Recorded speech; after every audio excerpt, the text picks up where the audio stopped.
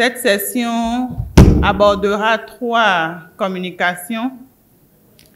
Mais avant de vous les présenter, je voudrais rappeler sommairement le contexte qui prévalait en matière de santé sexuelle et de reproduction des adolescents et jeunes et qui a orienté un peu ou sur lequel ces activités ont travaillé. C'est un contexte qui repose un peu sur l'analyse situationnelle réalisée à l'élaboration de la stratégie nationale multisectorielle de santé sexuelle et de la reproduction des adolescents et jeunes 2018-2022. Et cette analyse situationnelle a relevé plusieurs constats. On ne pourra pas tous les parcourir, mais je voudrais citer quelques-uns, que sont notamment au plan de la santé sexuelle. Il avait été relevé que plus de la moitié des nouvelles infections à VIH sont enregistrées chez les jeunes de 15 à 24 ans. Il avait également été relevé que 16% des jeunes femmes et 15% des jeunes hommes enquêtés ont eu leur rapport sexuel avant 15 ans. Au cours des 12 derniers mois qui ont précédé la collecte de données, 4% de jeunes femmes et 17% de jeunes hommes enquêtés ont eu des rapports sexuels avec plusieurs partenaires. Et enfin, je voudrais insister sur la question de la présence de 4,9% d'adolescentes et jeunes de 15 à 19 ans parmi les 1180 travailleuses de sexe qui ont été enquêtées. Quand on prend le domaine de la santé de reproduction, j'ai relevé quelques constats relatifs à la prévalence des grossesses précoces et non désirées, qui était de 18,8%, ce qui fait environ 274 222 grossesses chez les adolescentes et jeunes filles par an. Et sur ce nombre, il était enregistré plus de 73 000 avortements provoqués, plus de 68 000 avortements spontanés et 14 664 grossesses sont menées à terme, mais avec des enfants morts-nés. Et enfin, une mort maternelle sur 5 est le fait de filles mères âgées de moins de 18 ans. Voilà donc un peu le contexte sur lequel Passeris, ensemble avec tous les acteurs, a essayé d'apporter des réponses. Et ces réponses vous seront présentées au cours de cette session sur 3 communications que j'annonçais tantôt.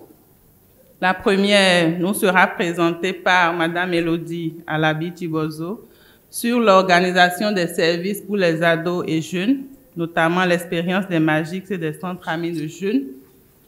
Et c'est important de partager cette expérience parce qu'il y a plusieurs actions qui sont menées à l'endroit de la santé sexuelle de reproduction des adolescents et jeunes, mais qui ne ciblent pas directement la cible, si je peux me répéter ainsi, concernée.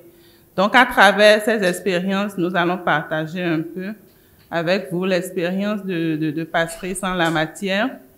Il y aura une deuxième communication qui sera présentée par Madame Dawi Mariz et qui va porter sur le dialogue parents-enfants sur la sexualité.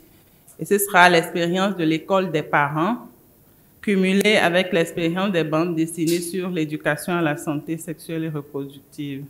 Ça aussi, ce sera très enrichissant. Et nous allons boucler cette session par la 3e communication qui nous sera présentée par Madame Nadia sur les boîtes à outils pour la communication sur la santé de reproduction des adolescents et jeunes.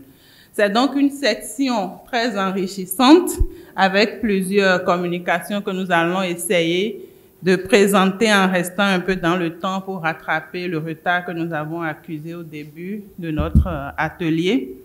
Et avant de laisser la parole à Madame Elodie, je voudrais remercier encore une fois Enabel et toute son équipe, toute l'équipe du projet Passeris pour la qualité de l'approche d'intervention qui, durant tout le temps du projet, a reposé vraiment sur la co-construction avec les acteurs. Et c'est ça qui a fait que nous avons pu ensemble pointer du doigt et toucher du doigt les problèmes concrets et les problèmes prioritaires et ce qui a permis de susciter quand même le changement de comportement souhaité sur les domaines dans lesquels le projet est intervenu.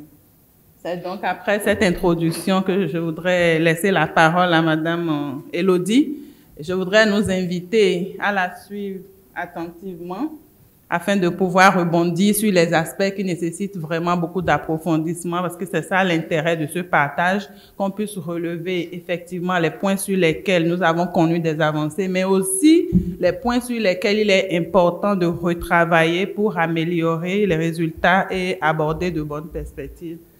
J'ai l'honneur de partager avec vous l'expérience de Patrice Enabel en matière de santé sexuelle et reproductive des adolescents et jeunes. Le thème intitulé « Oser briser les tabous sur les questions de sexualité pour l'autonomisation des adolescents et jeunes par rapport à leurs droits sexuels et reproductifs » et la maison d'apprentissage de jeux d'information pour la culture et la santé.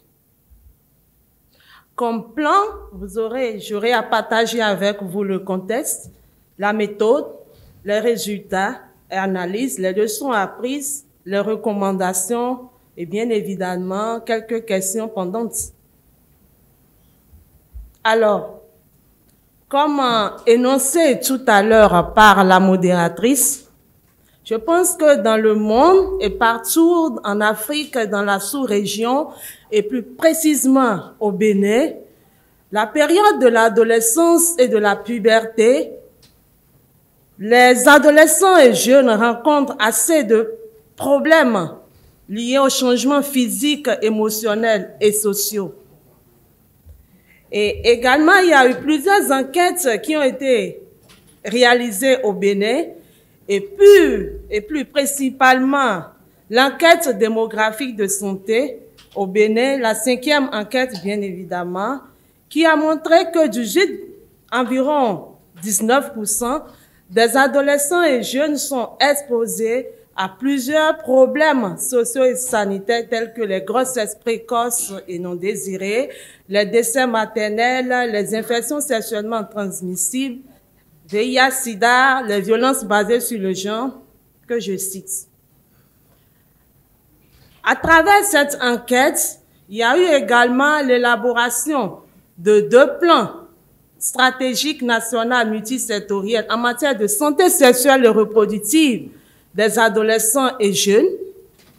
Et à partir de ce premier plan national multisectoriel, le gouvernement béninois a promu l'intégration des espaces conviviaux dans les centres de santé. Et face à cette promotion, Enabel a réfléchi premièrement en s'alignant sur ce modèle promu par le gouvernement en béninois. Excusez-moi, j'ai un peu de...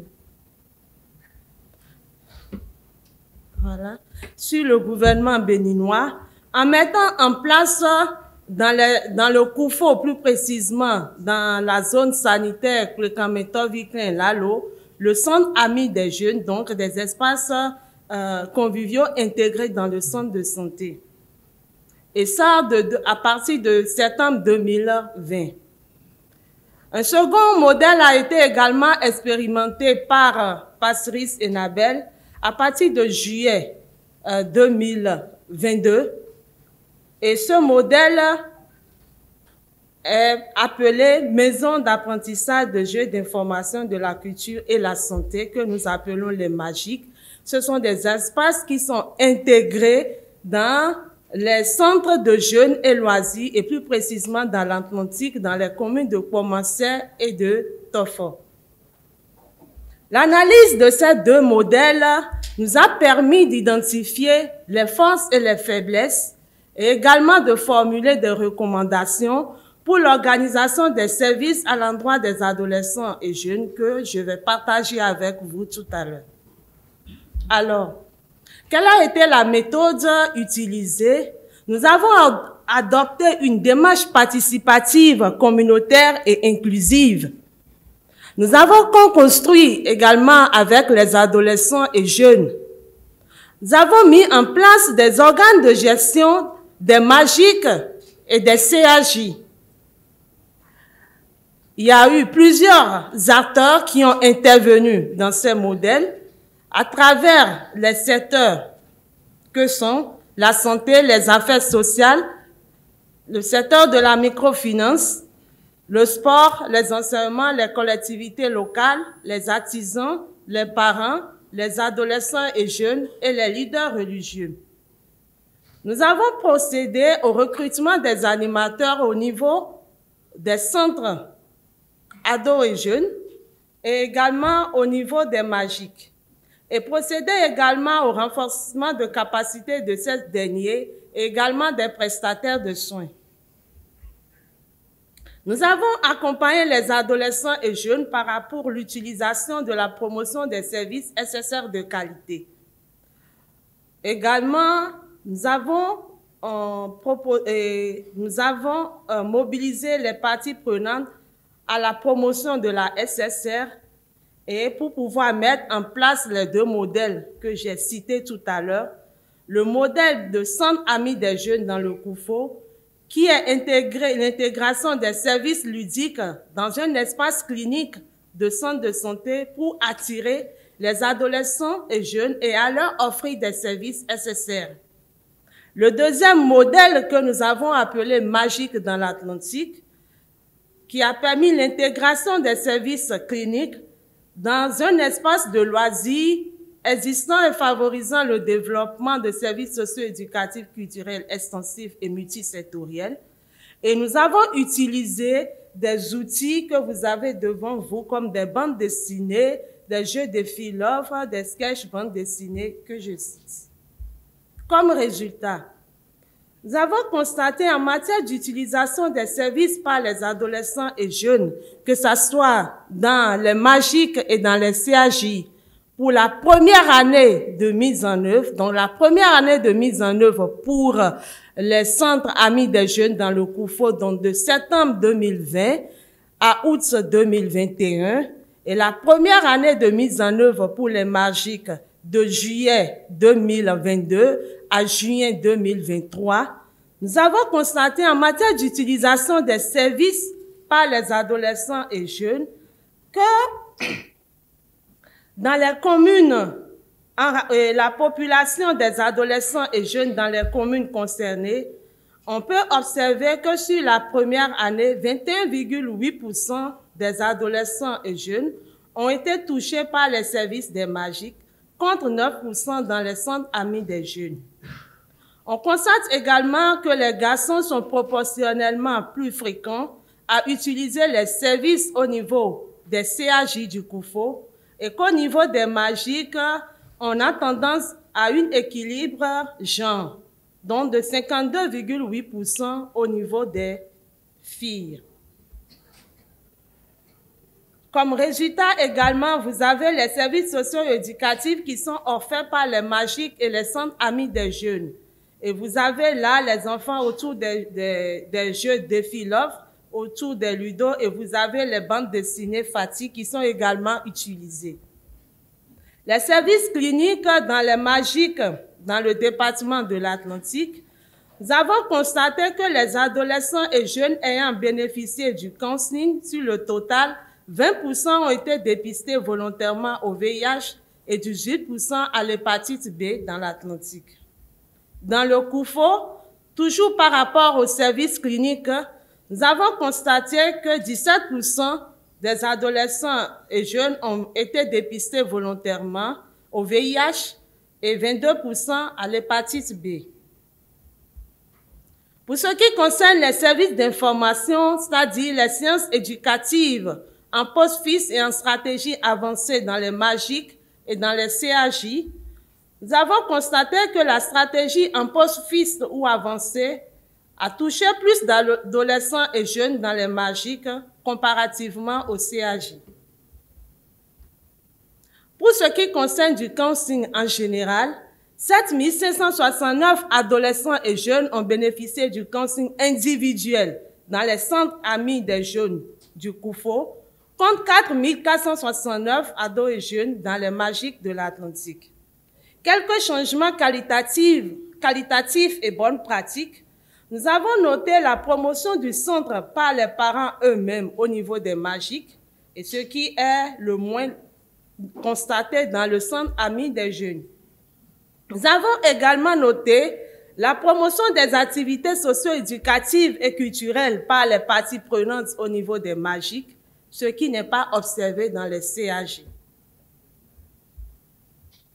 Comparativement au modèle intégré au centre de santé, nous pouvons dire que les magiques présentent des avantages beaucoup plus substantiels et qu'elles offrent plus de services socio-éducatifs, culturels et d'information. Mais la non-disponibilité permanente des services cliniques constitue cependant une faiblesse, car les agents de santé déjà très surchargés doivent se déplacer pour venir dans le centre, et ce qui présente aujourd'hui un grand défi à relever. Quelques leçons apprises. Nous notons ici la réalisation du diagnostic participatif communautaire et inclusif qui a permis la prise en compte des besoins et attentes des utilisateurs et des parties prenantes pour le développement d'un modèle de service pour ados et jeunes approprié et durable. La co-construction avec les adolescents et jeunes et les autres parties prenantes facilite l'utilisation des services. Les stratégies avancées, organisées, améliorent l'accessibilité des adolescents et jeunes aux services des droits à la santé sexuelle et reproductive. Et enfin, l'intégration des services cliniques aux espaces démédicalisés favorise l'utilisation des services SSR par les adolescents et jeunes, mais le défi de l'offre des services cliniques en continu se pose. Quelques recommandations. Les magiques en tant qu'un modèle à promouvoir qui, au-delà de donner des informations sexuelles aux adolescents et jeunes, permet vraiment leur épanouissement et leur développement social éducatif, et nous recommandons au gouvernement national, au gouvernement béninois, le développement de ce modèle à l'échelle nationale. Dans le développement de ce modèle, il faut garantir la disponibilité permanente des services cliniques, des produits contraceptifs et autres produits SSR. Et enfin, il faut étudier, il est très important d'étudier le modèle de financement entre les acteurs multisectoriels pour garantir la pérennité du fonctionnement des magiques. Quelques questions pendantes qui continuent d'être posées. Comment assurer l'opérationnalisation des engagements de l'accord de collaboration multi-acteurs, c'est-à-dire la motivation des animateurs que nous avons recrutés, la disponibilité de la connexion Internet pour pouvoir faciliter le service cyber, et également la maintenance des équipements et matériels installés, que ce soit dans les CAJ et dans les magiques. Comment assurer une présence permanente et durable des agents de santé au sein des magiques pour l'offre continue des services cliniques? Et enfin, comment mobiliser les ressources financières pour la pérennisation du fonctionnement des magiques? Dans ma présentation, nous allons d'abord parler du contexte, le contexte qui a amené à initier cette expérience dans le département de l'Atlantique. Ensuite, nous allons parler de la méthodologie que nous avons utilisée pour mettre en œuvre les activités, les grands résultats que nous avons obtenus, ainsi que quelques analyses. Et comme la beauté de l'expérience, c'est la leçon, nous avons tiré quelques leçons. Donc, nous allons parler des leçons apprises, des recommandations et évidemment quelques questions pendantes. Alors, vous convenez avec moi que dans la puberté, au cours de l'adolescence, on remarque de nombreux changements physiques, émotionnels et sociaux qui naissent chez les enfants. L'enquête mixte en 2014 a révélé qu'une adolescente sur 5 a déjà commencé sa vie reproductive avec 15% ayant déjà donné naissance à un enfant vivant et 5% étant enceintes de leur premier enfant. Selon le DBS 5, la proportion des adolescentes ayant déjà commencé leur vie féconde augmente rapidement avec l'âge, passant de 2% à 15 ans, à 47% à 19 ans, âge auquel 38% des jeunes filles ont déjà eu une naissance vivante. Ces statistiques sont éloquentes comme vous le constatez. Et nous avons toujours remarqué que l'éducation sexuelle demeure tabou dans nos contrées. À côté, vous avez une photo qui montre le schéma de ce que nous idéalisons dans les foyers, les parents qui discutent avec leurs enfants sur les sujets ayant trait au sexe.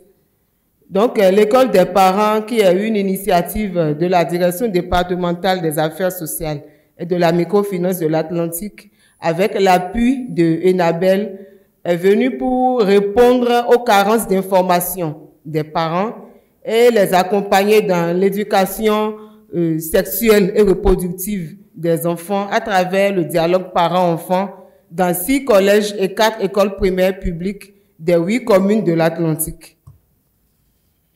La méthodologie que nous avons utilisée pour la mise en œuvre de cette activité, de cette initiative donc, c'est après avoir ciblé les écoles, après avoir ciblé le circuit de mobilisation des parents, nous avons fait la formation des formateurs. Un certain nombre d'assistants sociaux et de sages-femmes qui ont été formés sur diverses thématiques. Il y a eu ensuite le ciblage des zones d'animation de l'école des parents. Il y a eu le choix des sites d'animation de l'école des parents, l'identification des parents, la mise en œuvre même de l'activité, donc de l'initiative école des parents, la co-construction avec les parents sur les thématiques à animer. Un certain nombre de thèmes ont été retenus et on a permis également aux parents de proposer des thèmes sur lesquels ils voudraient qu'on les entretienne. Ensuite, il y a eu l'animation des écoles par des trinômes composés du chef CPS, du chargé de protection de l'enfant des CPS et d'une sage-femme du centre de santé de la commune. Ensuite, il y a eu une supervision ou bien des supervisions conjointes de la direction départementale, de Enabel et de la DDS. Les grands résultats que nous avons obtenus. Ici, je vous présente une liste de sites d'animation identifiés pour cette première phase de l'école des parents. Dans la commune de Soava, il y a eu l'école primaire publique de Soava Centre et le CEG1 à Abomey-Calavi qui ont abrité cette école. Dans Abomey-Calavi, il y a le CEG2 de Koumbé, EPP à Kassato. À Tofor, il y a eu EPP Tofor à Rito Centre. À Zé, CEG Zé Centre. À Lada, EPP à Lomé. À Kpomansé, CEG Tokba Domé. À Ouida, CEG Paou. À Toribo Sito, CEG à Guako. Au total, 121 séances ont été animées avec 429 parents. Au cours de ces animations, on a eu à faire le renforcement des compétences parentales en matière d'éducation à la santé sexuelle, le dialogue parents-enfants, le suivi des adolescents et le maintien des filles et des garçons à l'école. Il y a eu la remise d'attestation à 341 parents assidus durant l'animation de l'école des parents. 16 thématiques de formation, dont 7 proposées par les parents, ont été retenues comme ce que je l'avais annoncé plus haut. Ici, vous avez un graphique qui montre un peu le nombre de parents impactés par sexe. Nous pouvons donc remarquer qu'il y a eu 259 femmes par an contre 170 hommes par an. Donc, les femmes se sont montrées beaucoup plus intéressées par l'initiative au début. Pour les 429 parents impactés, 329 étaient assidus et 100 non assidus pour diverses raisons. Voilà la proportion des parents par sexe ayant participé. Donc, il y a 61% de femmes qui ont participé. Elles ont suivi à au moins 6 séances et 39% des hommes ont au moins suivi 6 séances également. Par rapport aux changements qualitatifs observés, les bonnes pratiques, nous avons remarqué que l'initiative École des parents a renforcé le lien entre les enfants et leurs parents et également le lien entre les conjoints. Les parents communiquent maintenant mieux avec leurs enfants sur la santé sexuelle et reproductive. Et on a remarqué, ils ont témoigné surtout la disparition de la peur des parents à aborder les questions dites tabous sexuels. Juste à côté, vous avez le budget pour l'animation des 10 écoles des parents. Pour la formation des formateurs, on a dépensé 4 487 124 francs. Pour l'animation des 10 écoles des parents, donc la mise en œuvre même de l'activité, pour la pause café des parents, le paiement des per diem, le paiement des frais de déplacement pour les animateurs et tout, pour les 3 mois. Ça s'élève à 6 675 200 francs.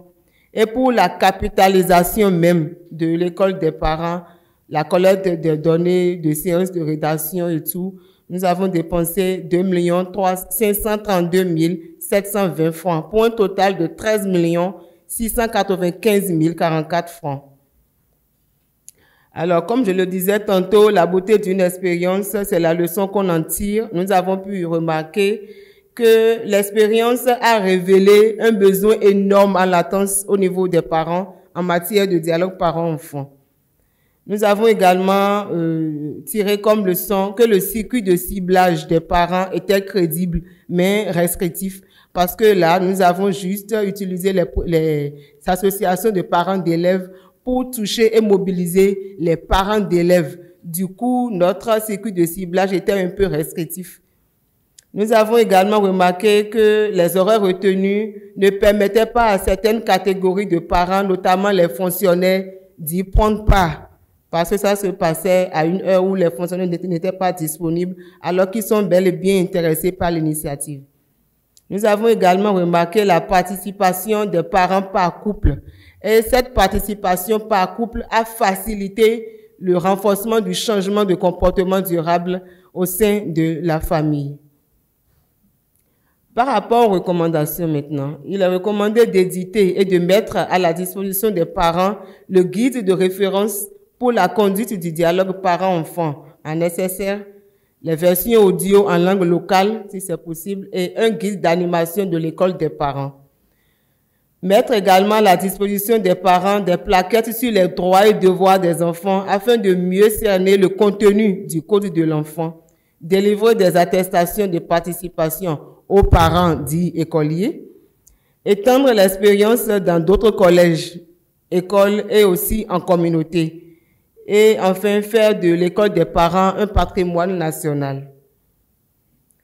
La question que nous nous posons à présent, c'est comment mobiliser les ressources financières pour la pérennisation de l'école des parents et l'extension dans d'autres départements. Comment assurer également une présence permanente et durable des parents à cette école? Comment amener la majorité des parents à fréquenter cette école et en prenant compte leurs réels besoins en nécessaire? Et enfin, doit-on réellement faire de l'école des parents un patrimoine national? Comment s'y prendre? Moi, je vais vous un peu expliquer comment nous avons développé le boîte à outils avec l'équipe pour justement nourrir les centres magiques, c'est aussi accompagner les écoles des parents. Donc, le plan est un peu le même comme les autres présentations et que ce matin, mais donc on va commencer avec le contexte. On parle des méthodes, les résultats et quelles leçons nous avons appris, les recommandations et bien sûr les questions qui restent parce que nous avons toujours des questions si on est dans l'optique de recherche-action. Donc, comme c'était déjà dit, on a entendu beaucoup de statistiques, donc on sait que l'âge de premier rapport sexuel est assez bas, assez jeune, est estimé autour de 15-16 ans, et la première grossesse aussi. Et on sait aussi que ça amène des risques pour les jeunes, plus de risques pour les nouveau-nés aussi. Et donc, c'est quand même des indicateurs importants à essayer d'améliorer le choix de le premier rapport sexuel. Donc, nous avons utilisé une définition pour aider à créer ces outils qui qui a plusieurs points. C'est le rapport sexuel doit être consensuel, ça doit être protégé, ça doit être dans le temps souhaité des personnes qui choisissent d'avoir des rapports sexuels, sans regret, et ça devrait être une décision autonome. Donc, c'est vraiment d'essayer de aussi avoir une approche positive par rapport à l'éducation sexuelle. Et donc,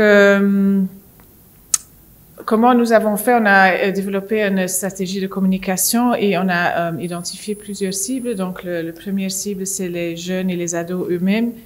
Les deuxièmes cibles, c'est les parents, les animateurs, les collègues qui travaillent dans les formations sanitaires. Et troisième cible, c'est les leaders religieux. Et donc, il y a 3 couches. Et quand on pense aux parents, on pense plus à le dialogue parent-enfant.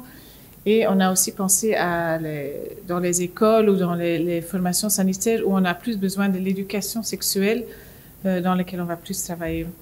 Et donc, le premier chantier, on a commencé sur l'existant. Il y a un guide de dialogue parent-enfant qui existe, qui est disponible et fait par le ministère des Affaires sociales et microfinances. Et ça, c'était notre point de départ parce que on se disait que c'est un peu lourd comme document pour utiliser comme ça. Et donc, on a traduit ces documents dans des bandes dessinées. Je pense qu'il y a certains d'entre vous qui ont déjà vu et utilisé. Donc, on a chaque fois le même personnage, Fatih et Sourou. Donc, Fatih qui est tout jeune. Donc, on a pris les tranches d'âge qui sont dans le document de 0 à 8, 8 à 13 et ensuite de suite. Et chaque fois, elle grandit. Donc, c'est la même fille et le même garçon qui sont suivis dans tous ces BD-là avec en couleur. Et donc, si c'est quelque chose qu'on trouve intéressant, on peut toujours faire une série. Donc, on pourrait faire plusieurs sujets par tranche d'âge.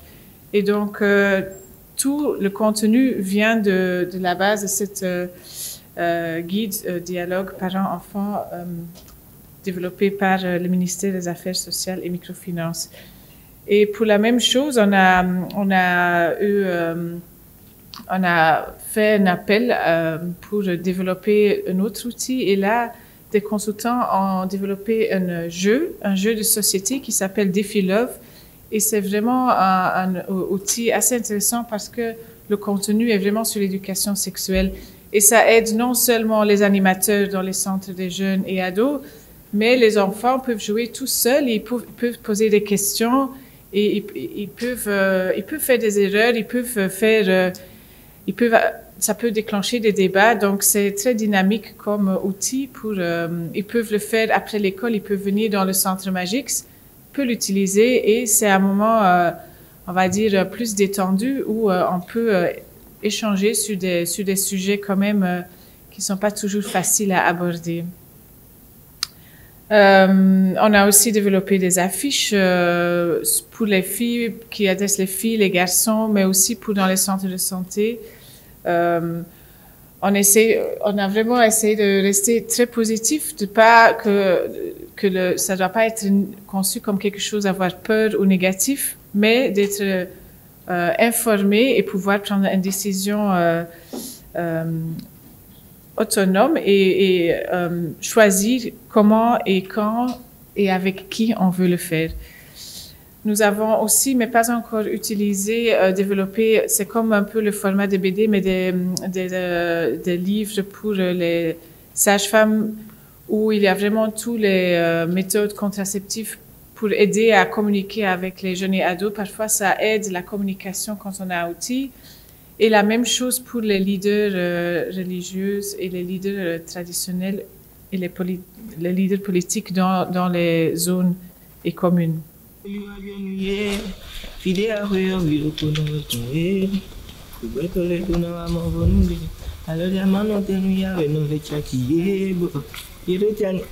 Bon travail, papa.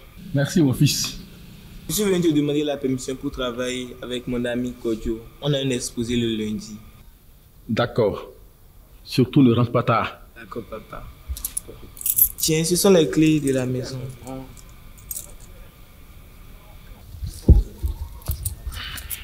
Merci. Attends. Je crois que j'ai terminé pour aujourd'hui. Je vais rentrer. On part ensemble.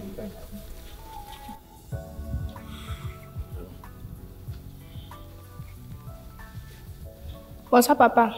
Ma fille, ça va? Ça va bien, papa. D'accord. Bonsoir, Théo. Bonsoir Sandrine. À lundi. Oui, à lundi.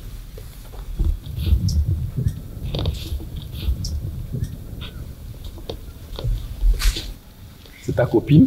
Non, papa. Mais elle te plaît. Théo, tu sais, à ton âge, apprécier une fille est une chose normale. Et tu peux m'en parler sans gêne. J'ai eu ton âge aussi. C'est vrai qu'elle me plaît un peu quand même. Mon fils grandit, hein? Et j'en suis fier. Mais tu sais, avoir une copine peut impliquer les rapports sexuels. Et il vaut mieux ne pas mélanger tout ça avec les études. Parce que ça reste ta priorité pour le moment. Oui, je sais, papa. Ce sont les études qui t'assureront une situation respectable quand tu seras adulte. C'est pour ça que tu peux avoir une copine sans aller forcément au sexe. Tu sais, Théo, quand on a une copine, le plus important, c'est de la respecter. Et il ne faut jamais se lancer dans les relations sexuelles sans être prêt. C'est vrai, papa, tu as raison. Il faut que vous le vouliez tous les deux et que vous vous y consentiez tous les deux avant d'aller à l'acte. Parce que cela doit rester un moment agréable pour vous deux. Aussi, est-ce que tu sais qu'il y a les maladies sexuellement transmissibles? Oui, papa. Notre prof d'SVT nous a expliqué que le préservatif nous permet de nous protéger contre les maladies sexuellement transmissibles. Et en plus de te protéger, il te permet d'éviter les grossesses non désirées qui gâchent la vie de beaucoup trop de jeunes. Oui, c'est vrai, papa. Nos professeurs nous sensibilisent souvent sur les grossesses non désirées. Voilà. Et ils font bien en le disant. Bon, papa, il faut que j'y aille maintenant. Je suis vraiment content d'avoir discuté avec toi de ce sujet. Moi aussi, mon fils. Et n'hésite jamais à me parler de tes préoccupations, quel que soit le sujet. D'accord? D'accord, papa. Parce que je suis ton papa, je me dois de te protéger. Merci beaucoup, papa. Oui, fiston. À tout à l'heure. Okay. Et un instant. Je crois que je dois avoir quelque chose pour toi.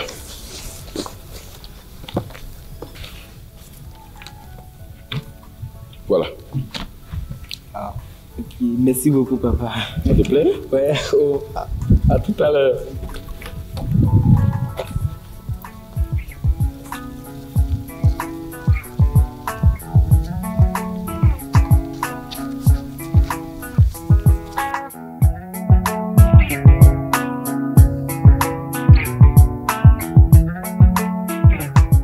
Le dialogue permet aux parents de facilement orienter l'éducation et surtout de comprendre leurs enfants.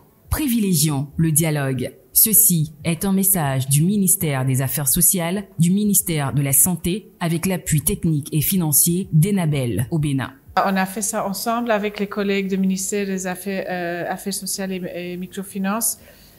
On avait aussi des consultants qui étaient, où la priorité était vraiment l'artiste et qui n'étaient pas forcément du secteur de santé. Et pourquoi nous avons choisi cela, c'est aussi pour un peu plus vulgariser le langage, parce que parfois, quand on est du métier, on reste trop technique. Les leçons apprises aussi, c'est pour la mise en échelle. Bon, les bandes dessinées, c'est assez facile à distribuer, mais il faut aussi un accompagnement pour être là, pour échanger et pour aider s'il y a des questions ou références. L'appropriation donc des outils pour, je pense par exemple à les animateurs dans les centres magiques et jeunes, c'est de connaître le contenu et de les utiliser au bon moment et pour les bonnes sessions. Et avant qu'on a vraiment validé les outils, on a testé tout ce qu'on a développé avec les cibles. Donc, par exemple, le jeu, on l'a fait avec les jeunes pour voir si c'était compréhensible, facile à utiliser, aussi ça choque parce que parfois il y a des choses qu'on peut pas dire ou on peut dire.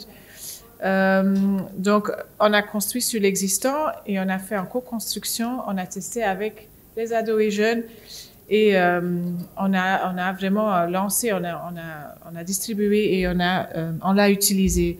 Donc, pour les recommandations, c'est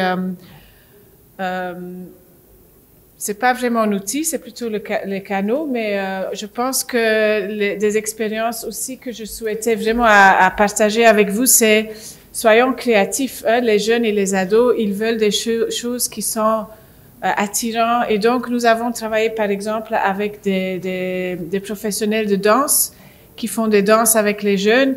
Et ça attire les jeunes pour venir. Et c'est des moments où on peut aussi ouvrir plus de débats. On a fait ça avec des artistes.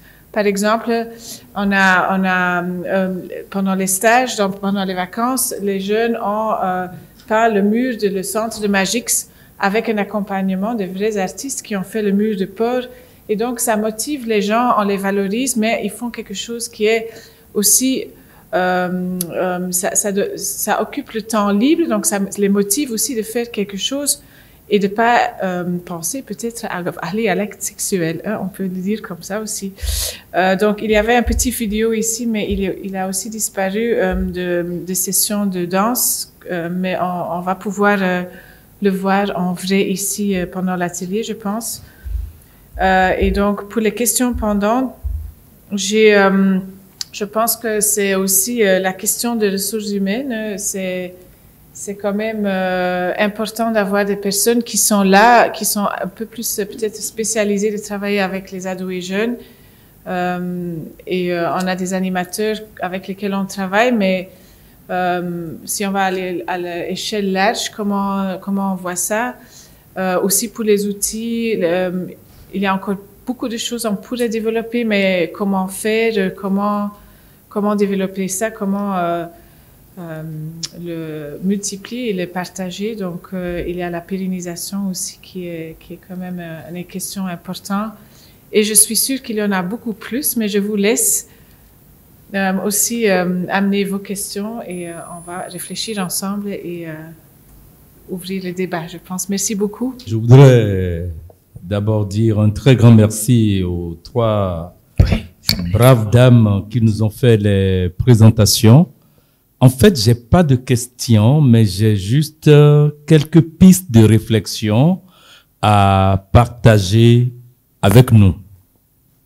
D'abord, sur les deux premières présentations, je trouve que c'est assez fantastique, c'est assez innovant et vous nous sortez ça de la communauté. Et là, c'est une approche très appréciée aujourd'hui. Et quand j'en arrive à la troisième, là, et on a atteint un certain niveau de créativité assez avancée avec la création même. Ce n'est pas seulement la créativité, il y a la création. Face à tout ça, je me demande, surtout avec les parents, nous nous adressons finalement à quelle cible de parents? Nous n'avons pas la solution dans la salle, je vous rassure. Mais nous nous adressons à quel type de parents? Parce que les parents, la modératrice a bien fait de dire, est-ce que nous avons déjà atteint ce niveau? Oui, modératrice, nous avons atteint le niveau, mon oncle a atteint le niveau, mais il ne sait pas parler français. Qu'est-ce que nous faisons dans ce cas? Nous sommes dans une logique de pérennisation dont je ne flèche personne, mais je veux simplement attirer notre attention sur cet élément parce que la langue constitue une limite pour nous dans ces activités de communication pour un changement de comportement. Le français, c'est bon, mais est-ce que nous pouvons avoir le courage d'avancer dans des BD comme ça et en langue? Ça, c'est le premier élément. Le deuxième élément, c'est tout beau. Le joueur Nabel n'est pas là. Ministère des Affaires sociales, qui est à côté de moi, est-ce que vous pouvez nous aider à financer de pareils éléments? C'est aussi cela, la problématique des ONG aujourd'hui sur le terrain. Quand le projet n'est plus là, qu'est-ce qui se passe? Donc, dans une logique de capitalisation, il serait aussi bon qu'on pense à ces éléments. Sinon, les outils, les pratiques sont fantastiques, mais comment progresser le jour où Enabel ne sera plus avec nous? Mais j'espère que Enabel va rester avec nous un peu plus encore. Je pense que plusieurs initiatives du genre ont eu lieu à travers plusieurs projets. Et le constat qui est fait à la fin de la mise en œuvre des projets, c'est que ces centres-là sont délaissés. Je sais que le projet qui a précédé de mettre en œuvre actuellement dans un autre département a ce problème où ces centres-là ont été installés. Mais juste après le retrait du projet, c'est qu'il n'y a plus personne, il n'y a plus d'animateurs du centre, il n'y a plus de visiteurs non plus et les centres sont tout le temps fermés. Alors, il y avait des engagements quand même qui ont été pris à travers la gouvernance locale, mais après la mise en œuvre, le retrait du partenaire, c'est que ces engagements ne sont plus respectés. Alors, je voudrais savoir comment est-ce que Enabel s'y est pris par rapport à la mise en place de ces différents centres pour que, au retrait de l'intervention dans le département, que ces centres continuent quand même à fonctionner et qu'on n'assiste pas des éléphants blancs. C'est vraiment une problématique d'ordre général. Ce n'est pas que Enabel, ça se pose à tout le monde, alors que c'est une belle initiative qui vient de différentes stratégies. Et si ça réussissait, c'est que on aurait réglé un peu la réticence des jeunes, des ados à fréquenter les centres, mais aussi d'autres problèmes. Une autre préoccupation par rapport à l'accompagnement des parents, c'est très important parce que on peut avoir de belles initiatives, on peut mettre en place ces centres-là sans que les adolescents et les jeunes ou les bénéficiaires les fréquentent. Il y a eu une expérience dans un autre département où ces centres ont été mis en place, mais les parents étaient les premiers à interdire aux jeunes et ados de les fréquenter. Alors, j'ai suivi la présentation, je voudrais demander comment est-ce que vous avez touché les parents pour que on observe cet accompagnement qui est très important dans la fréquentation des ados et jeunes au niveau de ces centres-là. Pour le dialogue parents-enfants, j'ai noté qu'il y a une approche mixte. On a des parents qui sont en couple, mais aussi des parents, soit le père ou la mère. Mais je voudrais savoir quel était l'idéal de départ. Est-ce que c'était de mobiliser ou la mère ou le père, ou l'idéal du projet, est-ce que c'était d'avoir les deux parents ensemble parce qu'avec les deux parents, ça marche. J'ai noté aussi qu'il y a eu beaucoup de développement par rapport aux outils et nous prenons la synergie d'action qui fait souvent défaut. Est-ce que les différents outils qui ont été développés dans le cadre de ce projet-là peuvent être partagés avec d'autres partenaires qui ont peut-être des expériences similaires? Je voudrais savoir, quelles sont les thématiques? Vous avez dit que les thématiques dont vous avez discuté dans le cadre de l'école des maris ont été proposées pour la plupart par les parents. L'école des parents, sorry. Je voudrais savoir quelles sont les différentes thématiques qui ont fait l'objet de cette discussion-là. Et bon, j'avais noté quelles étaient les raisons, mais je vois que c'est un souci d'agenda qui a fait que les parents, surtout les hommes, ne se sont pas rendus disponibles. Sinon, j'étais tenté de vous demander si vous avez creusé la question pour voir si les papas ne s'intéressaient pas du tout à la question de sexualité chez les enfants et tout. Pourquoi est-ce que, je voudrais savoir, pourquoi est-ce que vous n'avez pas plutôt choisi de travailler avec les enfants, enfin le couple, parents-enfants, les week-ends, puisque vous avez constaté vous-même que les gens étaient au boulot et qu'ils n'avaient pas la possibilité de se rendre à ces séances qui les intéressaient pourtant. L'autre chose, c'est que je suis un peu resté sur ma faim parce que je m'attendais à ce que vous nous présentiez plutôt des résultats en lien avec la satisfaction ou en tout cas la perception des gens sur cette initiative. Je m'explique. Initialement, est-ce que des données ont été collectées auprès des enfants qui sont les principaux bénéficiaires pour savoir si déjà les parents discutaient avec eux, quelle était la qualité des échanges et tout.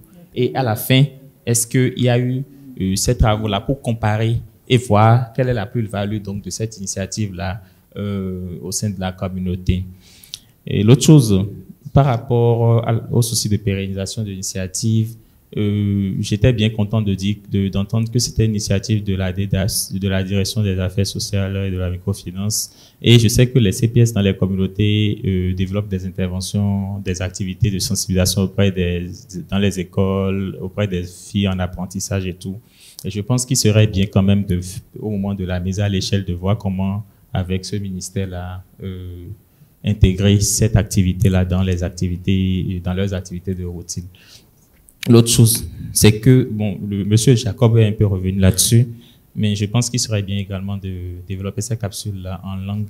Et par rapport aux canaux de diffusion, il ne faut pas que ces canaux s'arrêtent au CAJ ou à ces centres qu'on a développés, mais que ça passe quand même sur les radios également, sur les télévisions, pour que quand même beaucoup puissent voir. Parce que les gens ne sont pas là disponibles, vous l'avez dit, mais au moins les soirs, ils sont à la télévision et ils peuvent voir ces capsules et ça intéresse vraiment.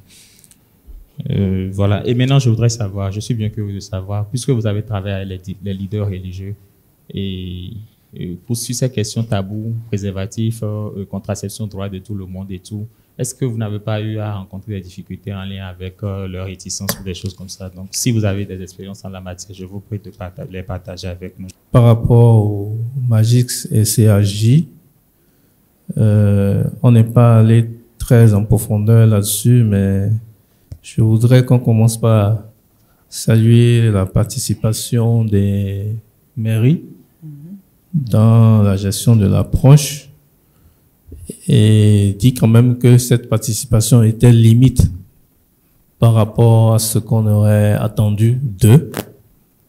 Et comme dans la salle, il y a des autorités qui sont concernées par l'action des services décentralisés, que cet engagement des mairies soit vraiment renforcé.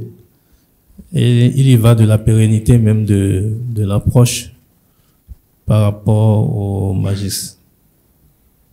On a remarqué que, et surtout par rapport à ça aussi, au niveau des CAJ qui sont inscrits dans les formations sanitaires, que les filles ont moins utilisé le service. Et cela nous interpelle pour voir quelle formule il faut vraiment développer pour que la participation des filles soit améliorée.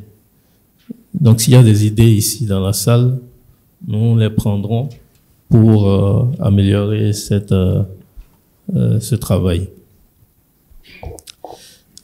Par rapport à l'école des parents, il a été dit que la mobilisation des parents s'est basée sur les associations de parents d'élèves. Je crois que il faut bien que la mobilisation communautaire prenne en même temps corps, même si l'expérience est à sa phase pilote, étant donné que l'approche est multisectorielle et qu'il y a la synergie ministère de la Santé, ministère des Affaires sociales et ministère de l'Éducation. Les affaires sociales sont capables de mobiliser la communauté directement à travers les CPS pour que l'expérience soit encore plus enrichie. Et la suggestion que je propose ensuite, nous sommes dans la phase de mise en œuvre de la nouvelle politique de santé communautaire et ceci peut être aussi un tremplin pour améliorer l'approche de l'école des parents avec les relais communautaires qui sont dans la communauté et bientôt les agents de santé qualifiés communautaires. Donc, c'est des éléments qu'on peut déjà envisager dans les inputs. Peut-être que je vais vite en besogne, mais on peut déjà commencer par envisager l'approche par les pairs dans la multiplication de l'école des parents et encadrer cela. Pour les outils, je crois que c'est une solution à apprécier, à qui je donne sa bonne valeur. Et je crois que les éléments ne sont pas seulement utilisés en français, parce que les enfants en action sont souvent amenés à faire des interprétations, par exemple des bandes dessinées dans leur langue, pour que cela soit accessible à ceux qui ne sont pas scolarisés. Donc ça a déjà commencé, il reste que ça continue. Je voudrais savoir s'il y a eu des critères d'éligibilité et des parents pour ce qui concerne l'école des parents. Et ensuite, savoir si nous, qui ne sommes pas du département de l'Atlantique, comment nous pourrions faire pour pouvoir avoir accès aux différentes boîtes à outils, en attendant bien sûr de trouver des financements pour élargir à d'autres départements. Je pense que nous-mêmes, nous qui sommes présents, nos parents, ça pourrait également nous aider pour approfondir l'éducation de nos enfants. Je pense que mon intervention va tourner autour de la première communication. Madame Mélodie l'a présenté un peu comme une étude comparative entre deux approches. Mais je pense que le rôle de Madame Mélodie, c'était de présenter les deux, un peu comme un porte-parole pour les deux équipes. Parce que quand vous analysez un peu, vous voyez que les deux approches sont complémentaires. On n'a pas vraiment assez de recul pour vraiment dire oui, telle approche est meilleure pour pouvoir procéder peut-être à une mise à l'échelle. Mais je pense que quand vous observez un peu de près, vous verrez que c'est très utile d'approfondir chaque type d'intervention pour pouvoir faire la synthèse des deux pour par la suite tirer leçon de tout ça. Je pense que au-delà des questions qu'on se pose, nous devons essayer de voir un peu la pérennisation, comme quelqu'un l'a dit tantôt, et la connectivité par exemple. Comment on fait après le projet pour pouvoir continuer les activités, par exemple, de recherche que les enfants viennent faire dans les structures. Et les animateurs, comment on les paye après le projet? Donc, je pense que c'est autant de questions qu'on doit pouvoir approfondir, les équipements, leur renouvellement, tout ça. Je pense que le coordonnateur de WIDA est revenu là-dessus. On a besoin de l'accompagnement des élus locaux. Même les ONG, parce que, excusez-moi, on constate que quand une intervention est en vogue, toutes les ONG se ruent là-dessus et puis tout le monde fait la même chose et la synergie d'action, on ne voit pas. Ces ONG peuvent se positionner sur ces interventions, sur ces structures qu'on a mises en place pour pouvoir continuer après le projet. Donc, c'est quelques idées que nous proposons pour pouvoir vraiment améliorer la situation sur le terrain. Et moi, j'ai l'habitude, quand je communique avec les élus locaux, je leur dis, mais la jeunesse d'aujourd'hui constituera les adultes de demain. Donc, si vous ne contribuez pas à leur épanouissement, demain, vous n'aurez plus d'électeurs, vous n'aurez pas de force vive pour pouvoir animer les communes. Donc, c'est vraiment important. Merci beaucoup. Pour moi, les leçons apprises, c'est ce dont on ne s'attend pas et qu'on découvre. On ne s'attend pas et on découvre. Est-ce que vraiment, avec les 3 présentations là, on a eu ça? Si on n'a pas, je ne sais pas si on peut nous revenir dessus. Moi, j'ai pas pu prendre note de ce dont on ne s'attendait pas et qu'on a finalement eu pour ces 3 présentations là. Et quelqu'un l'a dit avant moi également. Il y a eu 2 modèles magiques et mages. Que retenir finalement? Parce que nous, les acteurs que vous nous avez invités, c'est pour qu'on prenne quelque chose pour partir. Quel est le bon parmi les deux finalement? On n'a pas eu la réponse à ça. Si je repasse sur les critères d'identification des parents, vous avez dit vous-même que ce sont les associations des parents d'élèves qui vous ont aidé à faire la sélection de ces parents-là. Ça veut dire que c'est des parents qui ont déjà un certain niveau probablement. Aujourd'hui, est-ce que c'est ceux-là qui nous intéressent vraiment? Et vous avez dit également qu'ils vous ont aidé à identifier des sujets. Quelqu'un l'a dit, est-ce qu'on peut avoir des exemples de sujets qui vous ont aidé à identifier? Les écoles, est-ce que vous avez fait des classes hommes, des classes femmes, ou vous les avez mélangées? Est-ce qu'ils ont eu les mêmes problèmes, les deux? Et pour la pérennisation également, est-ce que Magix n'est pas encore un éléphant blanc? Parce que aujourd'hui, vous avez dit loisir dans clinique, clinique dans loisir, je ne sais pas, c'est la présidente du présidium qui a fait cette conclusion-là. Loisir dans clinique, clinique dans loisir. Aujourd'hui, la tendance, c'est que les petits éléphants blancs qui étaient dans la ville, là, qui ne fonctionnent plus, comme l'a dit quelqu'un, on n'en arrive plus là. Que les centres de santé aujourd'hui soient équipés, appuyés par la partenaire antique de loisirs pour que ça marche. Pourquoi ce schéma? Pourquoi on a encore pris ça? Et qu'est-ce que ça apporte de plus? Moi, je voudrais qu'on puisse partir d'ici avec ces éléments-là.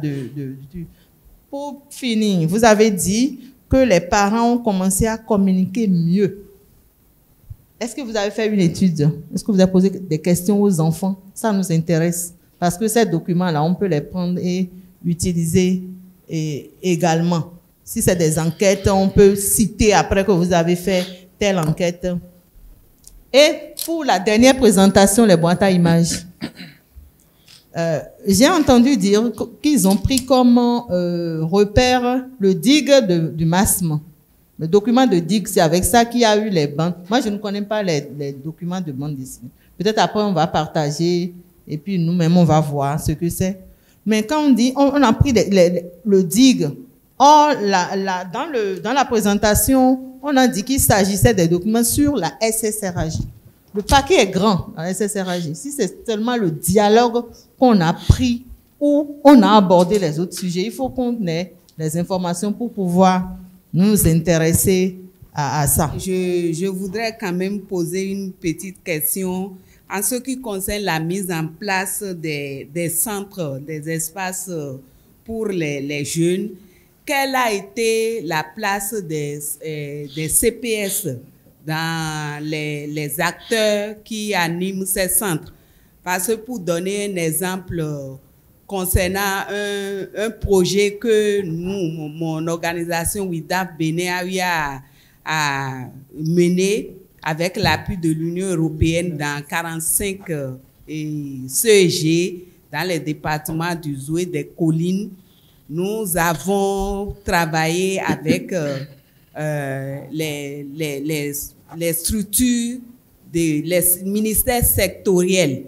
Et ces personnes sont restées, ces ministères sont quand même, ont été bien impliqués dans la mise en œuvre et à la fin du projet, ont poursuivi un peu pour faire le suivi. Je vais donner également un autre exemple de mise en place de CIPEC et VBG qu'on a eu à mettre en place dans le cadre d'un projet avec l'USAID. Et au moment de la mise en place, le ministère de la Santé avait eu à recruter, à mettre en place le personnel. C'est-à-dire le personnel qui a animé ces CIPEC, il y avait eu des assistants sociaux qui ont été affectés. Le ministère, non, je voudrais parler excusez-moi un peu.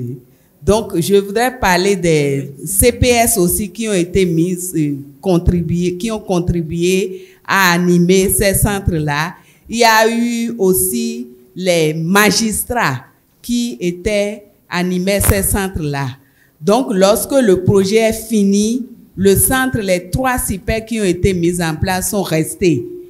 c'est vrai que le fonctionnement a eu quelques difficultés, mais par la suite, d'autres partenaires ont donné encore un coup de pouce. Donc, je voudrais partager cette expérience pour dire que les centres-là qui ont été mis en place, même si le projet est fini, si les ministères sectoriels mettent en place un système pour la pérennisation, ça pourrait réussir. Et je voudrais également poser une question concernant le guide parents-enfants que nous avons eu également à utiliser dans le cadre de la mise en œuvre de notre projet. C'est un document qui est quand même assez volumineux et moi j'apprécie le fait que vous ayez décliné ça en bande dessinée. Et je veux savoir s'il est possible que, en tant qu'acteur intervenant dans le domaine, vous pouvez partager ces documents, ces bandes dessinées avec nous pour la suite de nos actions dans ces collèges-là. Comme vous le savez, le challenge, c'est d'impliquer beaucoup plus les parents dans l'éducation de leurs enfants. Et pour ce faire, on dispose de plusieurs moyens. Je crois que vous avez utilisé la stratégie des classes. Mais ce que nous souhaiterons surtout savoir, c'est comment vous avez mis en œuvre cette stratégie-là pour pouvoir avoir les résultats que vous avez obtenus. Parce que vous aviez dit qu'ils ont commencé par communiquer mieux. Communiquer mieux, ça veut dire qu'il y a déjà un niveau d'engagement. C'est quand même assez fort et je pense que c'est ça qu'il faudrait que vous développez un peu pour qu'on puisse comprendre. Parce qu'il y a plusieurs interventions qui visent le même objectif, quand même toujours ici au Bénin, mais on n'a pas toujours cet engagement-là que vous avez rapporté dans votre travail. Je voudrais proposer que dans le cadre de la recherche-action et de l'apprentissage, que ce serait bien que les 100 parents qui ont abandonné, qu'on puisse rechercher vraiment les motivations de ces abandons. Est-ce que c'est les modules qui ne leur plaisent pas? Est-ce qu'il y a d'autres éléments? Donc ça permettrait d'améliorer davantage l'approche éventuellement. La capsule de la 3e présentation m'a accroché. Et en ce qui concerne le dialogue parent-enfant, je ne sais pas si vous aviez rencontré cette difficulté sur le terrain. Il y a certaines familles qui sont composées, n'est-ce pas, de plusieurs enfants qui n'ont pas le même comportement. Il y a d'autres qui travaillent et qu'on a envie, n'est-ce pas, d'accompagner correctement. Et il y a d'autres qui, ça ne leur dit pratiquement rien, même si vous leur donnez des conseils. Est-ce que vous avez rencontré ces difficultés, n'est-ce pas, sur le terrain? Et comment s'y prendre, n'est-ce pas, dans ce cas? Ce que nous pouvions dire de tout ce que Enabel, Passeris et toutes les parties prenantes sont en train de faire pour cette jeunesse béninoise à travers ce programme qui nous permet de mieux communiquer par rapport à notre sexualité, qui est un sujet tabou, alors qu'il vaut mieux en parler pour éviter des erreurs très fatales.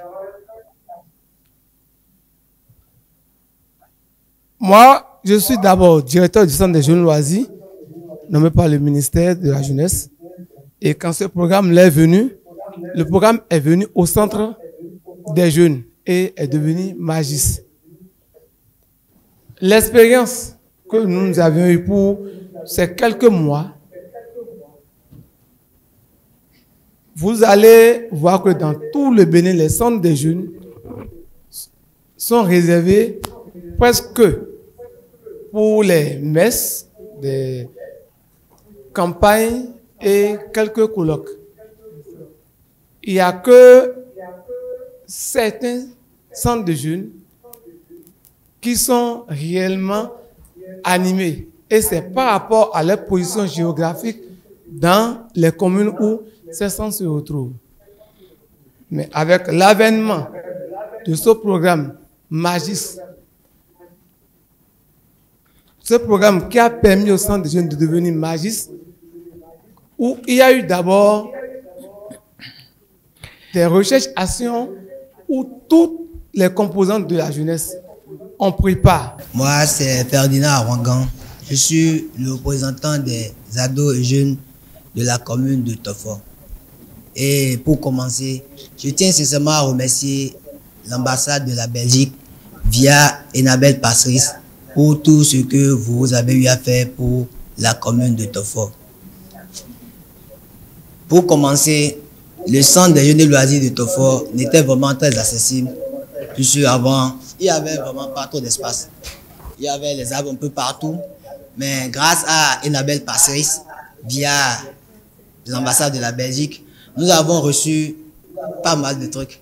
Au moins, on a reçu dans le centre les jeux de ludo, les jeux de domino, les jeux de pétanque.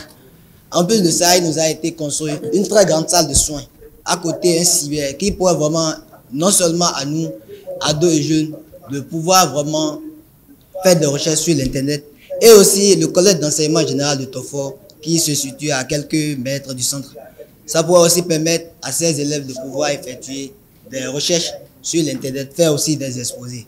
Moi, c'est Paron-Citange Marie Espoir. Je suis la représentante des jeunes de la commune de Pomassé. Comme mon collègue l'a dit, Enabel nous a beaucoup aidés dans notre commune pareil.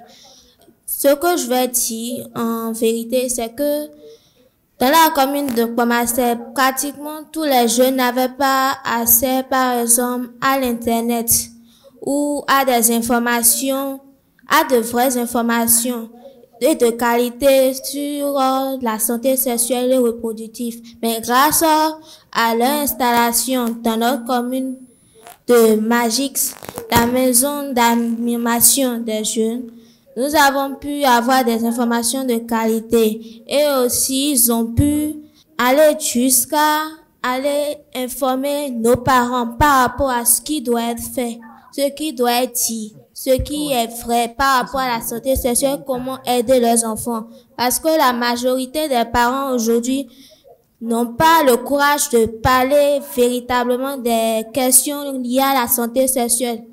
Donc, Enabel a permis aux parents d'avoir ce courage-là. Et par exemple, moi, personnellement, moi, ça m'a beaucoup aidé. Grâce à ça, mes parents ont pu parler librement des questions liées à la santé sexuelle et c'est de quoi je dois me méfier, de quoi je dois... C'est avec bonheur que je remarque ici que l'assistance s'est intéressée à l'initiative du MAS, notamment en ce qui concerne l'école des parents. Alors, je dirais pas moi que le ministère des Affaires sociales a été interpellé. Je dirais plutôt que l'initiative a plu et tout le monde veut savoir davantage. Et c'est à cela que nous allons nous atteler. Le département de l'Atlantique est le département le plus peuplé. Nous avons une forte densité et donc du coup, avec une grande population de jeunes. Et qui dit jeunes, dit beaucoup de défis. Et c'est à ces défis-là que nous nous sommes attelés depuis que nous sommes là, avec l'accompagnement des directions départementales. Je veux parler de la direction des affaires sociales, la direction de la santé, la police et les autres acteurs. C'est pas toujours facile.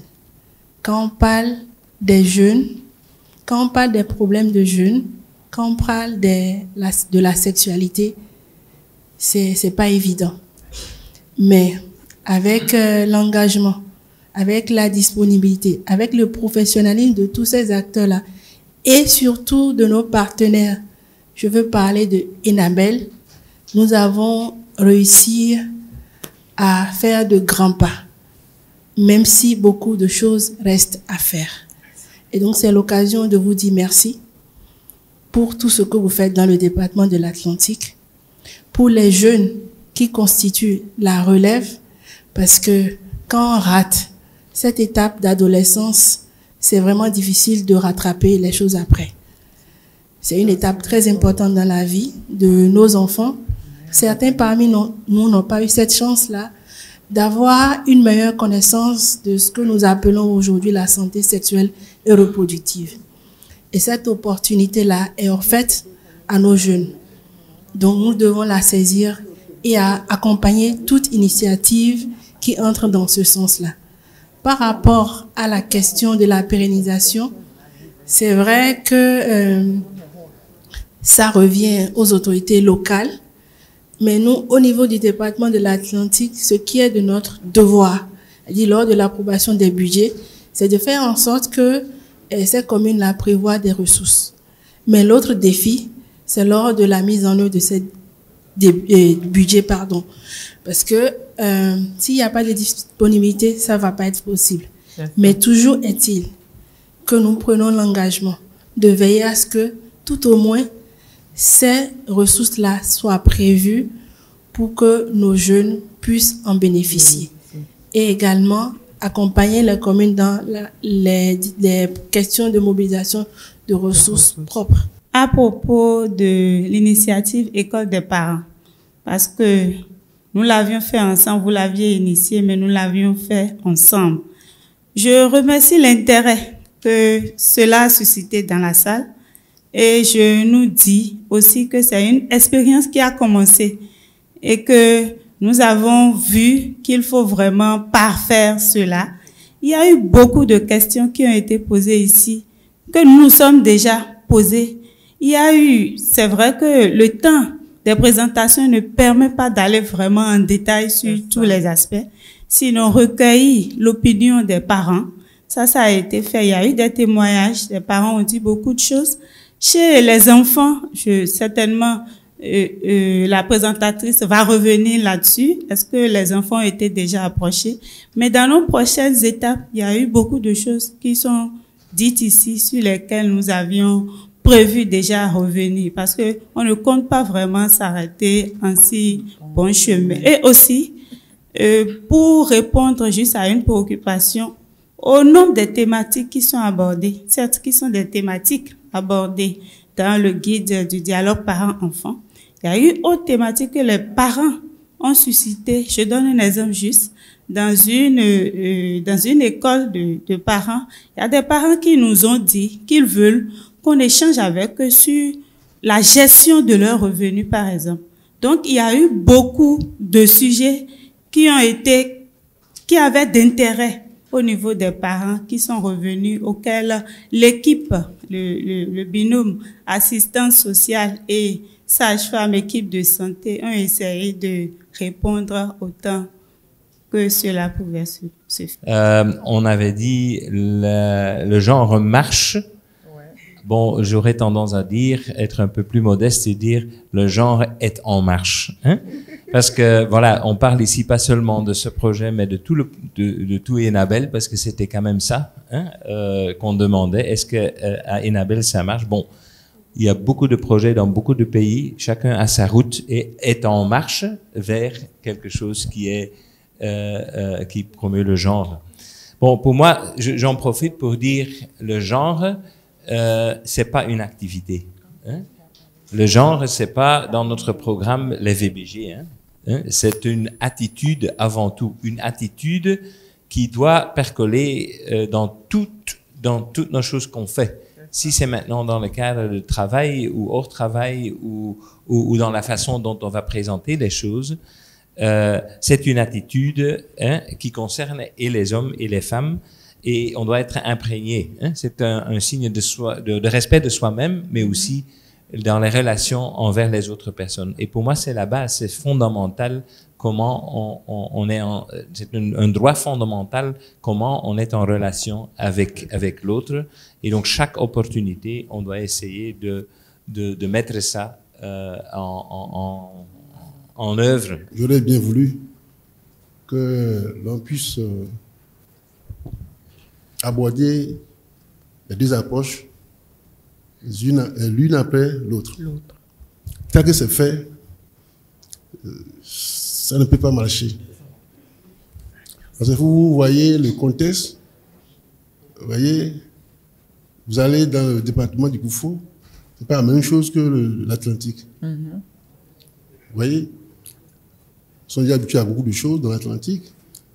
Cotonou et Calavi ont contaminé les autres communes positivement. et même aussi négativement.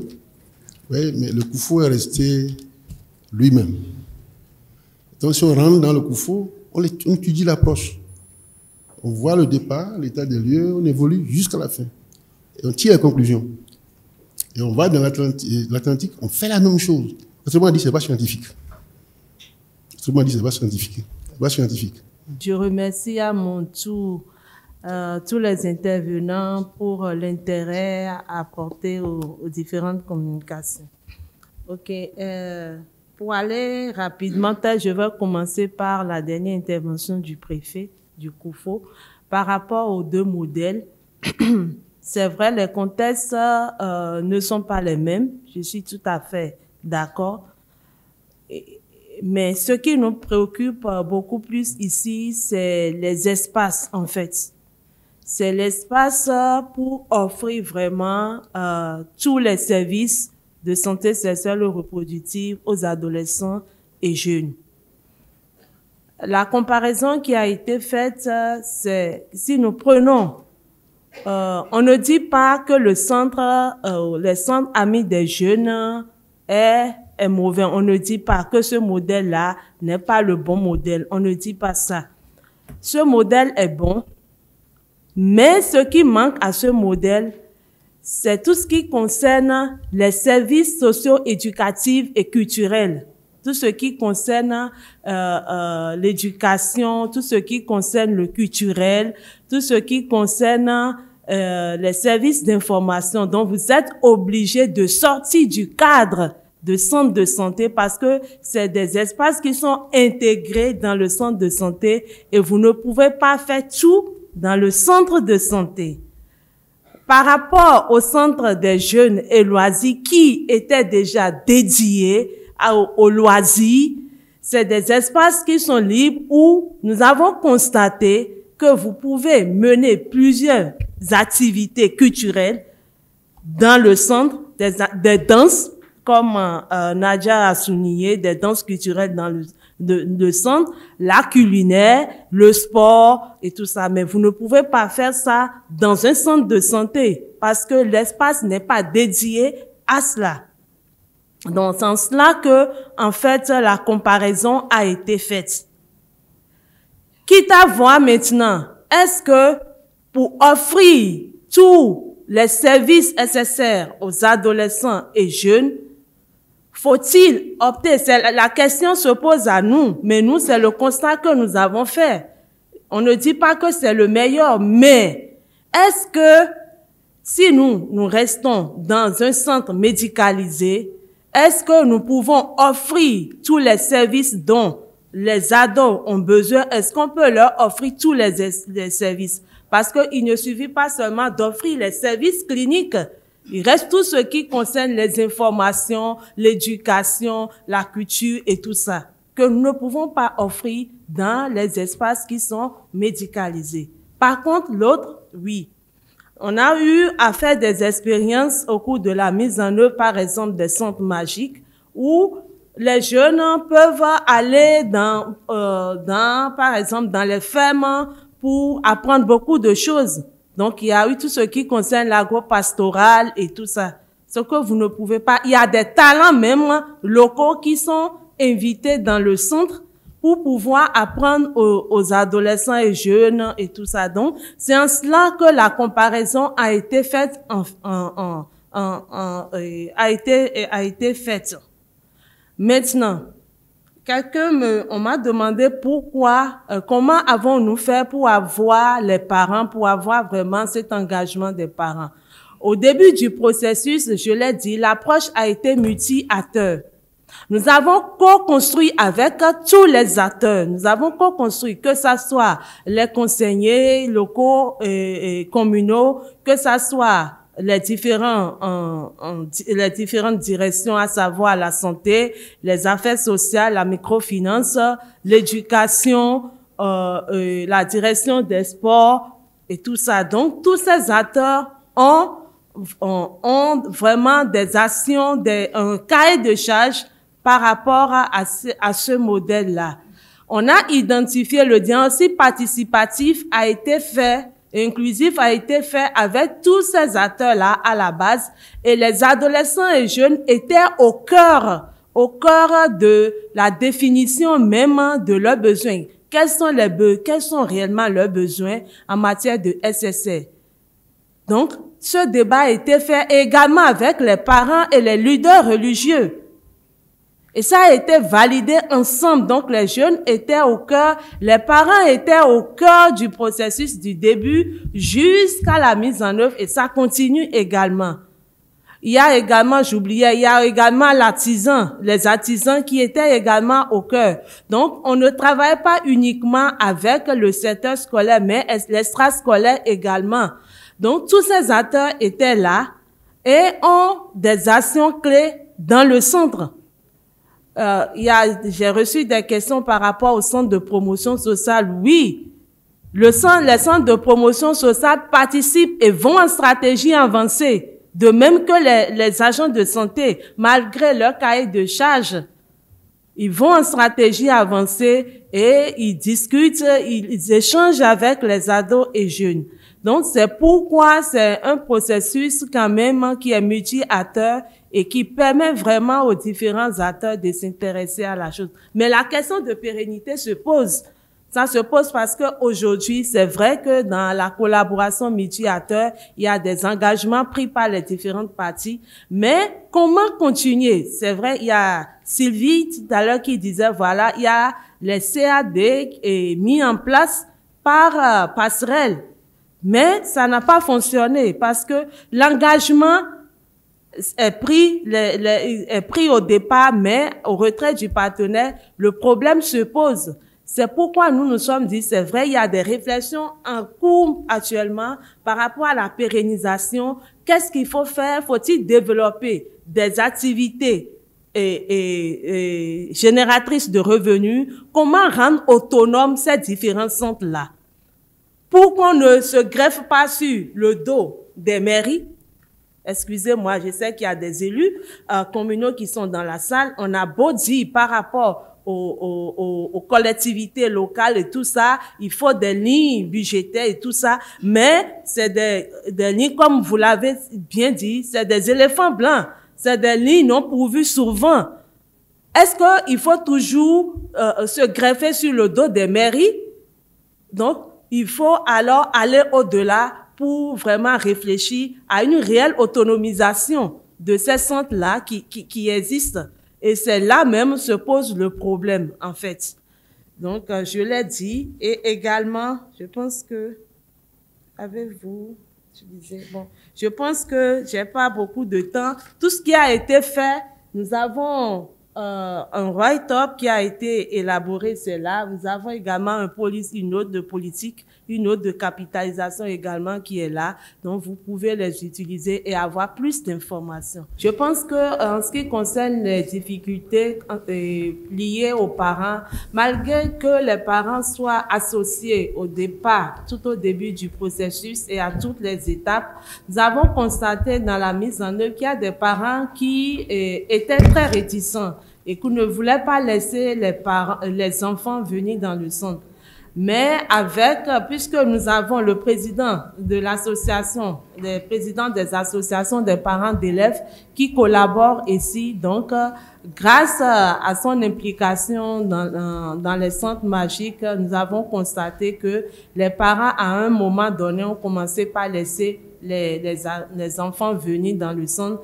Et grâce aussi à tout ce qui concerne, je le disais, aux activités socio-éducatives et culturelles, les parents ont commencé et les parents viennent même confier les enfants aux animateurs pour donner les informations et tout ça. Par rapport à l'idéal de départ dans le ciblage des parents, on n'avait pas un idéal fixe, on n'avait pas imposé que le couple participe à l'école des parents. C'est juste être parent. Il n'y a même pas de critères d'éligibilité. C'est juste être parent ou tuteur de parents. Donc, il y a eu des personnes qui n'ont pas d'enfants, mais qui ont à charge des enfants et qui ont pu participer quand même à cette initiative. Donc, être juste des parents. L'une des leçons apprises justement était que si on invitait le couple, ça avait plus d'impact sur le ménage. C'est beaucoup plus facile de mettre en pratique les recommandations, les informations reçues au cours de l'école dans le ménage que si c'est l'un ou l'autre des deux parents qui étaient invités. Maintenant, par rapport, est-ce que les hommes s'intéressent? Oui, les hommes s'y sont intéressés, même si au début il y avait eu un peu de réticence.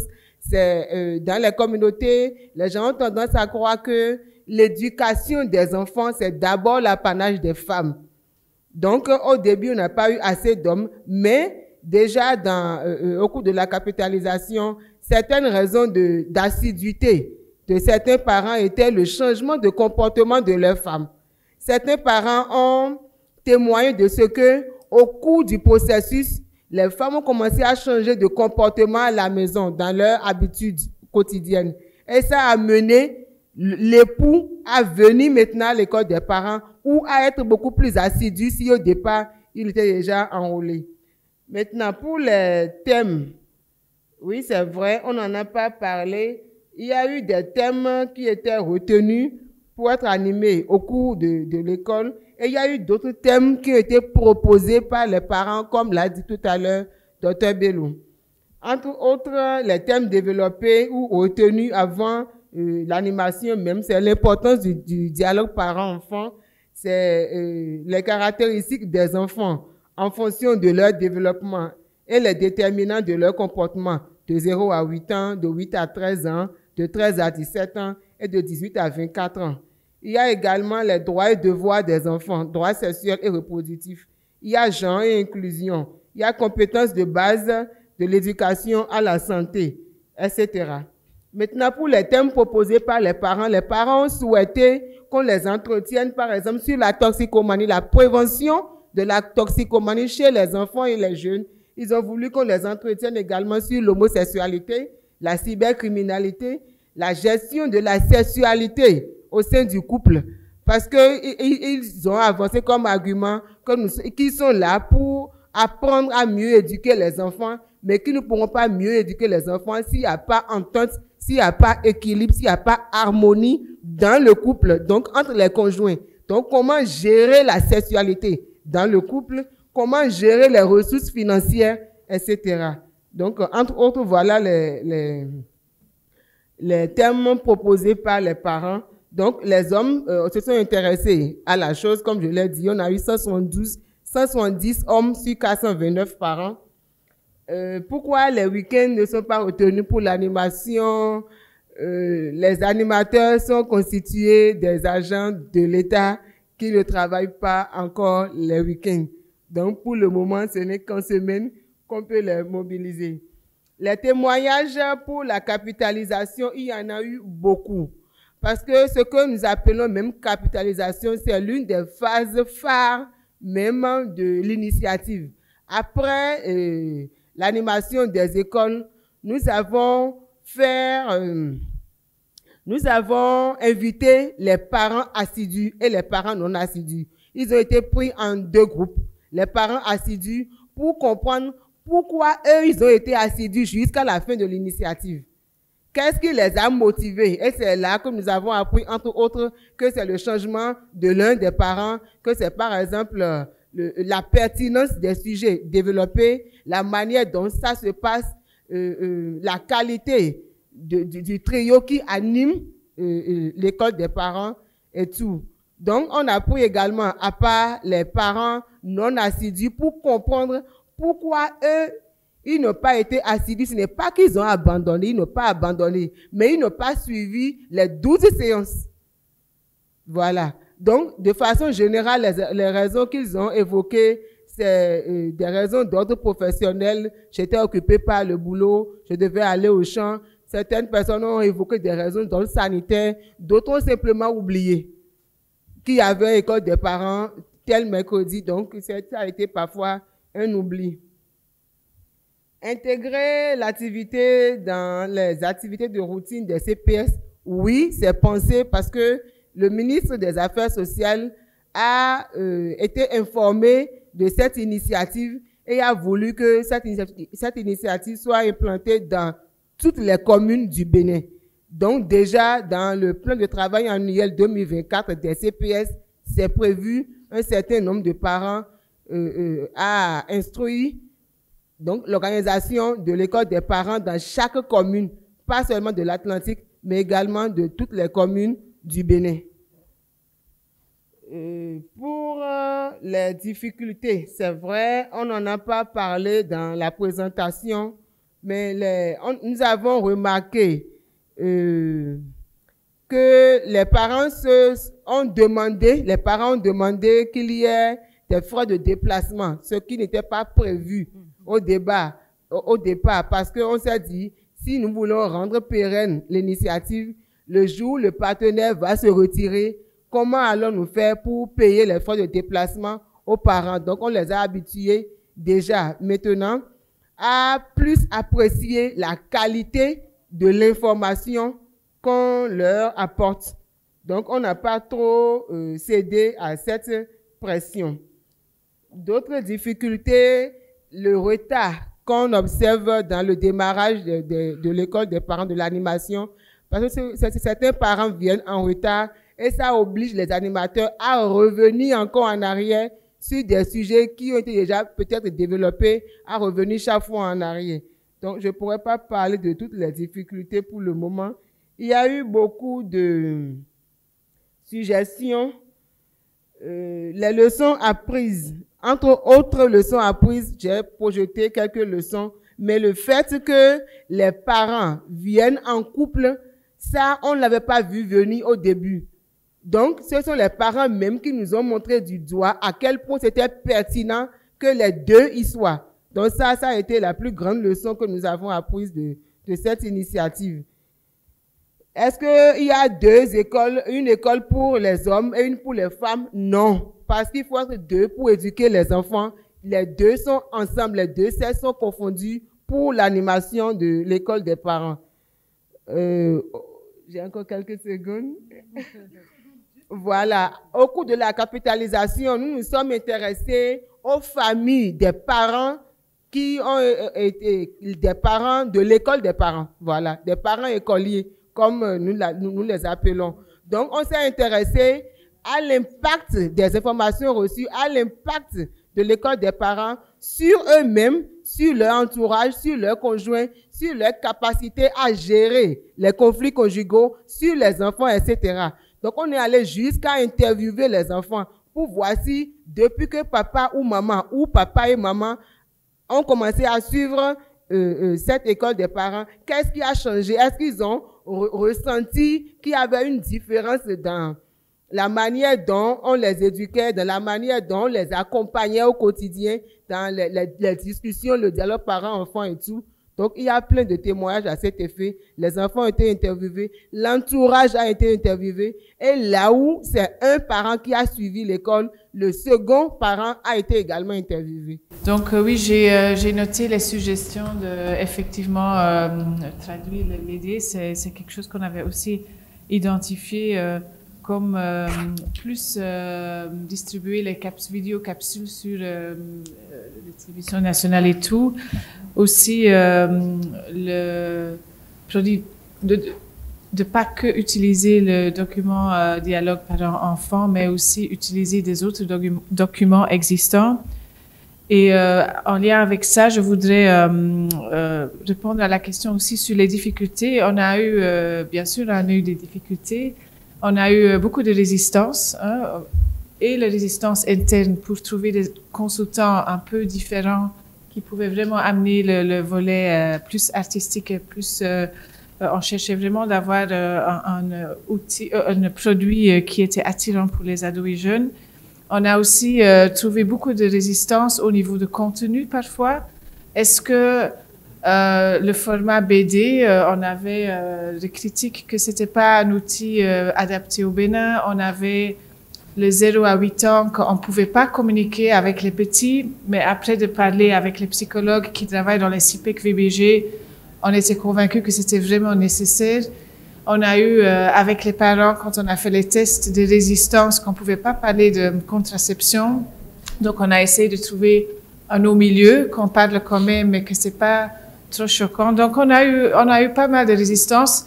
Mais lié à ça, les résultats qu'on n'avait pas attendus, c'était un succès parce que la question pour avoir accès à l'EBD, il est là par rapport à les ONG nous demandent d'avoir accès à l'OBD, les écoles nous demandent à venir et les montrer et les présenter. Donc, je pense quand même que c'est un outil qui était apprécié et on s'attendait pas à ça. Donc, c'est quand même intéressant. Et pour l'accès, c'est libre, tout le monde peut l'avoir. C'est open source, le jeu aussi, donc c'est accessible pour tout le monde. Peut-être on doit réfléchir avec le MASM comment le exposer que c'est plus accessible. Je pense que j'avais la majorité des questions, mais j'avais juste envie de clôturer ce petit truc avec un témoignage et avec une question à vous de nouveau. C'est samedi, on avait la journée internationale de l'émancipation des filles et j'étais à Koumassé, à le centre magique, où on a fait cette célébration et on a entendu une dame qui disait que vraiment que ça a eu un impact vraiment remarquable dans la communauté, qu'ils ont vu et ils constatent qu'il y a beaucoup moins de grossesses, beaucoup moins de problèmes avec les ados et jeunes. Donc, j'entends qu'on parle d'éléphants blancs, mais est-ce qu'on ne doit pas trouver une solution pour éviter ces problèmes pour les jeunes et les ados? Parce que avoir des enfants qui ne peuvent pas aller à l'école, qui doivent être des parents responsables à un jeune âge, ou ne peuvent pas vraiment choisir consciemment d'aller pour un acte sexuel, oui ou non. C'est notre responsabilité aussi de trouver des solutions et de les protéger. Donc, j'espère qu'on va trouver un éléphant rose, peut-être pour les ados et jeunes.